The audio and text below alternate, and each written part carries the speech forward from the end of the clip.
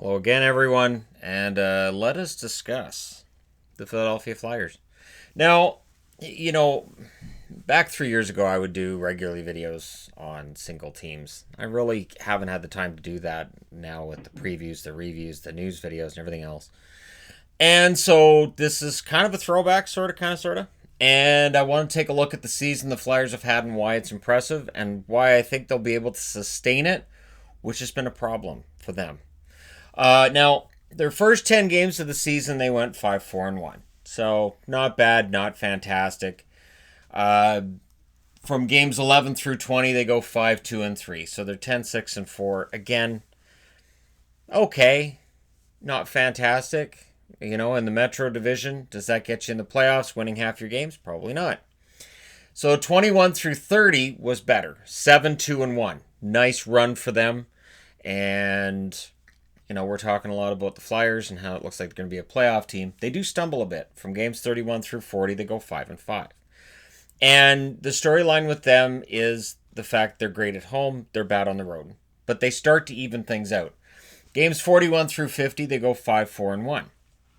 So again, they don't have a single 10-game span this year, when measuring it this way, where they're below 500. Games 51 through 60, 6-3-1, which started their current winning streak. And games 61 through 67, where we sit right now, as I'm recording this, they've won 7 in a row in that 10-game span and 8 in a row overall. The Flyers are playing some of the best hockey we've seen them play. And I'm old enough to remember when Bobby Clark was on the Flyers and Bill Barber, and they had a guy named Peters in net. I remember all this. I'm old enough. But this team, I don't know. I think that when we get to playoff time, there may be some people picking the Flyers to win the Stanley Cup. So what does the record now look like at the end of the season after the next 15 games are played? Like, do they end up continuing this pace? And they're on a pretty strong pace to put up their best numbers since the last lockout shortened season. They're at home against Buffalo and Boston. Those are winnable. And again, this is from a team that's, been the best in the league over the last, I'll say, 3 weeks. And so they could reach 10 games. Of course, they win 10 in a row. Then I'm doing a video on their 10-game winning streak as well. So I don't want to dive into this winning streak as much as I might a couple of games from now. Then they're at Tampa. They're at home against Minnesota, Edmonton, St. Louis. They go to Dallas and Nashville. They're at home against the Islanders. They're in Detroit and New Jersey. At home against Pittsburgh. In New York against the Rangers. At home against Nashville and at Buffalo. Now, noteworthy here is 1, 2, 3, 4, 5, 6 of their last 9 games are on the road. So how well they play on the road could decide whether or not they actually finish first in the division. They are currently tied with Washington for first. Washington has the tiebreaker. So how they play on the road is going to say a lot. Their play on the road has gotten better, and a big part of the reason that their record has improved as much as it has is because on the road they're playing like they do at home. They went through California. They had a miserable California trip. They had a miserable trip overall at that point in the season. But again, if you look at it, they haven't been below 500 in a single 10-game span throughout the year. Now, we look at their roster, right? And the question that I have with the Flyers is sustaining this.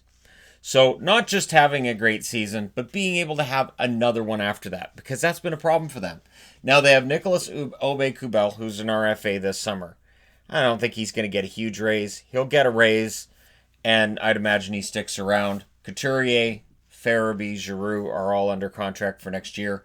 Derek Grant's a UFA. I would sit down with Grant immediately and try to keep him if I was Chuck Fletcher. Hayes, Konechny, Lawton under contract for next year. Pitlick, he's a UFA this summer. He may very well end up being somebody that's on his way out. Not because he hasn't been useful, he has, but just because of sheer numbers. Raffle, under contract for next year. Nate Thompson's UFA. I think he's probably a pure rental. Van Riemsdyk and Voracek are still under contract next year. On the injured reserve, of course, Oscar Lindblom, who as soon as he went down, there was a lot of talk about, well, there goes the Flyers season, because he was seen as one of those spark plugs up front, and he was a really dynamic scorer. He's an RFA this coming summer. One benefit, if you're Chuck Fletcher, is that the ask you're going to get from Lindblom in a half a season he's played won't be what it would have been if he'd played the whole year. And how much more dangerous could they have been if he'd played the whole year? Or maybe him being out is part of what spurred this fantastic run this team has been on. Vorobiev is an RFA this summer. Connor Bunneman, I should say, Morgan Frost, David Kasha, Carson Twarynski, German Rubtsov, and of course Nolan Patrick, who hasn't played a game all year.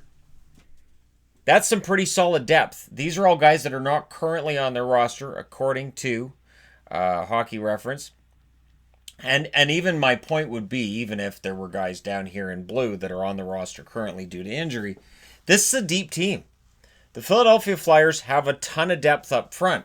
So complaining I've seen about Morgan Frost not getting called up, they don't really need him. They really haven't. And Frost not getting enough ice time, it'll be fine. He can develop, it'll be fine. There's no rush. Kasha looked decent in his call-up. I thought Twarynski played pretty well at the start of the year. And again, if Rubtsov ends up being a guy who doesn't make it at the NHL level, there is no reason to worry.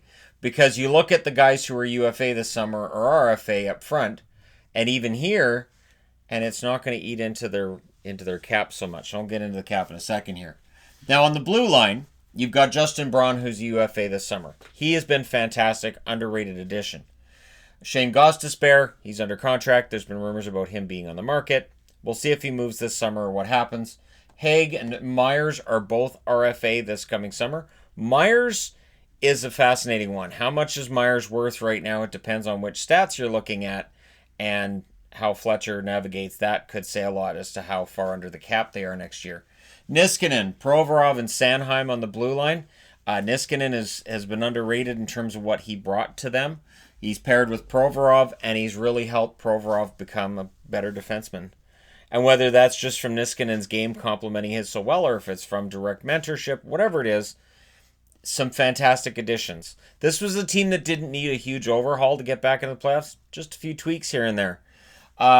Mark Friedman and Sam Morin are there as your depth guys. Morin, of course, currently on injured reserve still.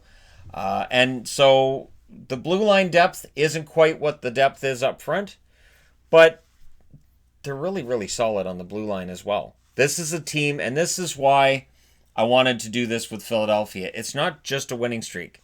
This team kind of feels like St. Louis did at this time last year.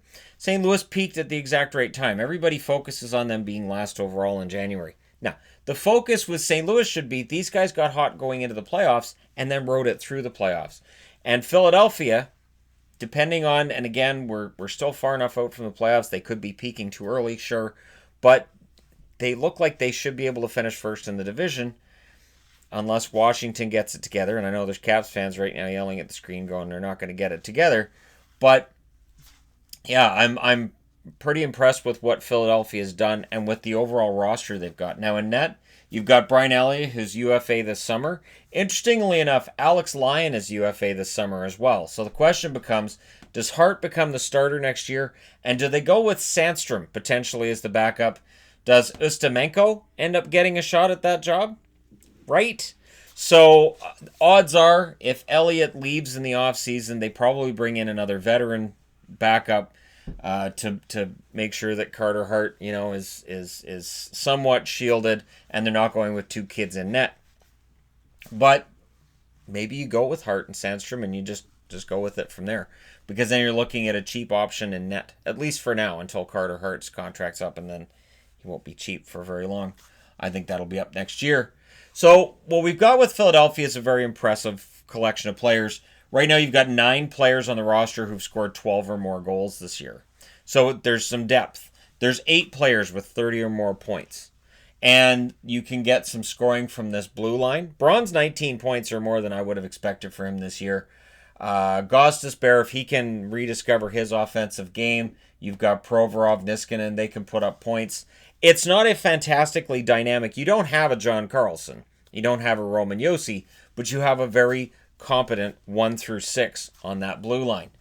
Right now, they have $69.5 million spent for next season. Now, if the cap is $84 million, and there's an interesting article on The Athletic today about how the cap may not go up at all next year, depending on what the players want to do with it, it's basically the NHL wants to jack it up, and the players are saying, well, no, that'll make the escrow payments go through the roof, so no, we don't want to do that.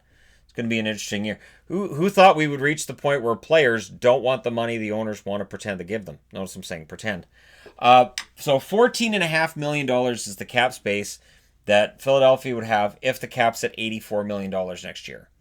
$14.5 million is enough to potentially keep the whole gang together. You might lose a piece or two. But not only that, the fascinating part is if you decide you want to beef up the blue line and get another offensive blue liner, you might be able to do that. So Philadelphia could potentially be better next year, and we might be looking at a new golden age for the Flyers, not seen since Lindros and the Legion of Doom days of the late 90s. So right now, the team's on pace for 106 points. If they get to 106 points, this would tie them with the 2010-2011 Philadelphia Flyers, who were first in their division. That year, they won in the first round against Buffalo in 7, and then they lost in round 2 against Boston in 4 straight. Now, in their defense, Boston was pretty choked from 2010, where Boston had them down 3-0, and Philadelphia won 4 in a row to knock the Bruins out en route to a Stanley Cup final appearance. So Boston wanted to make sure that didn't happen again, and so it was a 4-game sweep for the Bruins. I remember, though, going into Game 4, there were a lot of jokes being thrown my way, people knowing I'm a Bruins fan, like, they're set up, it's going to happen again. So, and there was some worry in the back of my mind it might.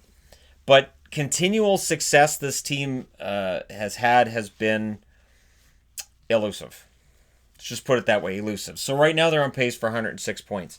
Last year they had 82, missed the playoffs. The year before, 98. Prior to that, 88. The year before that, 96. The year before that, 84. The year before that, 94. So we go back to the lockout shortened season of 2012-2013. Every year since then, there's been this swing of the Flyers where they're up, they're down, they're up, they're down. Going into this season, I said, yeah, I'll pick the Flyers to go into the playoffs because they don't miss the playoffs in back-to-back years. I don't know why. I don't know what it is. All right. And now they're in the playoffs. I'm like, yeah, all right, that checks out. But other than the shrugging and I don't know how to explain this, there is something going on here that's impressive. There is overall depth right now with Philadelphia. There is no longer just if you shut down Claude Giroux, you've got it. Because Claude Giroux is no longer the guy that makes this offense run. He's still really important. You look at game-winning goals, power play goals, he's still a very important forward. But Konechny has kind of become that guy. And yet Kevin Hayes, we all looked at that contract in the offseason and said it was too much money and too much term. I'm going to say something right now. I still think that's the case. But it wasn't too much for Philly. I'm starting to think in the salary cap era that we look at contracts and we obsess too much on this player gets paid that much and therefore it's too much. This guy gets paid that much, therefore it's a huge bargain. And I don't think we necessarily look enough, and it may be something I need to look at this summer when I'm doing my summer videos, on value. As in, no, for $7 million, Hayes might not work in Vancouver, might not work in Winnipeg. Might be a terrible idea for the New York Rangers. But for Philadelphia, it's perfect. So the fit with Kevin Hayes there, what he's brought to the team and how he fits in with the team, means his cap hit, right now, as we stand, it's great. It's not a big deal. But again, if he'd signed that contract in Florida or if he'd signed it almost anywhere else, maybe it doesn't work. But it works here. And that might be a conversation we can have this summer where we say, yes, this guy is paid too much for his production, but look what he's done for this team. Look how solid they are. Voracek has been talked about during the season, especially early in the year, for not producing, maybe being overpaid. But you know what? He leads them in assists right now. And this team is good. There's a good mix of veterans and youth. And I honestly think this is the best collection they've had since the days of Lindros, since he was in the Legion of Doom days. That's the reason I'm wearing a Flyers jersey that's from that era. It's an exciting time, I would think, if you're a Flyers fan. This team looks like, unlike every other team that's been 94, 96, 98, this team could hit 106 and they could be capable of staying in the playoffs next year, whereas the other ones, 84, 88, 82, ended up falling out. So for the Flyers, I really think that this is a team that is going to probably continue to surprise some people. And a dark horse for Stanley Cup? Yes. I honestly think the Philadelphia Flyers, because you don't have any one player that you can shut down and shut this team out, because I don't see any one area where there's a huge weakness, because I see depth up front. So when injuries start happening during the playoffs, which always happen, you have guys who can step in. And that's what helped St. Louis last year. You could see a guy get injured, a guy gets suspended, whatever happens with St. Louis, and the guy who goes in there, score a couple of goals, and he's a hero too. Philadelphia has that same feel. And who knows, maybe in the Stanley Cup Final this year we get Philadelphia and St. Louis. We have a 1967 expansion matchup. Goaltending is going to be key. The ability of Carter Hart to get a team through a round, or if Hart falters at all, Elliott has to be able to step in and do that. But outside of the goaltending, and I do have some concerns there in that Hart doesn't have the experience, and Elliott, his playoff numbers are mixed, this is a good team. This is a team that surprised us so far, and this is a team that could continue to surprise us. So my question for you guys is simple. The Philadelphia Flyers, are they for real? Are they a contender? Are we going to see them just drop back to mediocrity next year? Or is this going to be a continued success? Let me know your thoughts in the comment section below as always. Don't forget to hit like and subscribe if you're browsing your way through. You just happened upon this video. And hey, thank you guys so much for watching, for all your support. I will talk to you again soon.